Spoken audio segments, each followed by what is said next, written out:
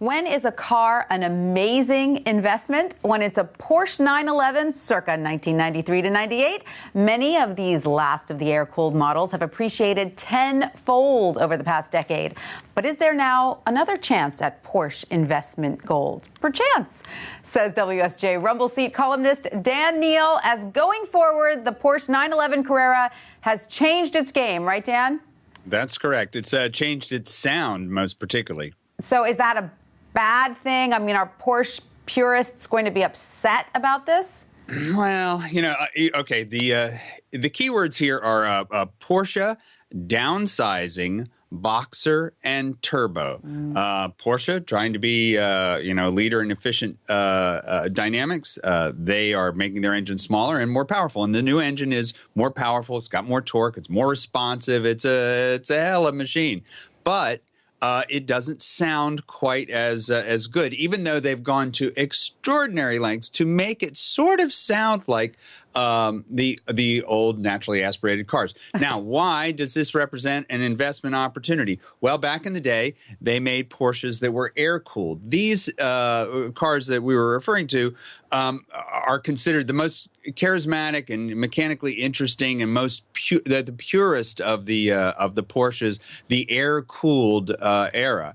And they have gone through the roof in terms of value. It's ridiculous. I can't believe I didn't buy one. I could have put my kids through college with one of these. So you're saying anything then now that is before 2017 is going to be that much more valuable? Yes. Right now they're phasing out the turbochargers. Right. The Boxer 6 now has 2 turbochargers. They're putting turbocharged 4 cylinders in the Spider, the 718 Spider. So gradually, slowly, that sort of magical sound is slipping away. That's why I think the naturally aspirated Porsches are like, find a garage, invest. So let me ask you this, though. If they're so popular and that means that everyone loves them so much, why doesn't Porsche just keep making them like that? Yeah, that's a great question.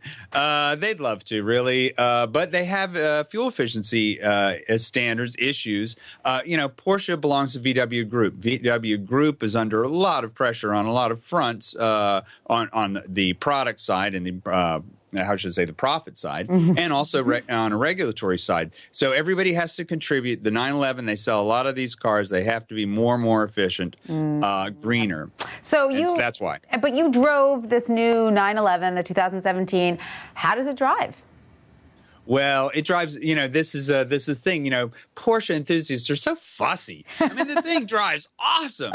It's such a great car, and it's, yet more refined, sophisticated, lovely. It's just not quite as loud. I don't know what the beef is. And, they're averse to change. Let me put it that way. But some of these things, okay, for someone like me, seem a little silly. Like the Porsche Stability Management Sport mode, is that really necessary?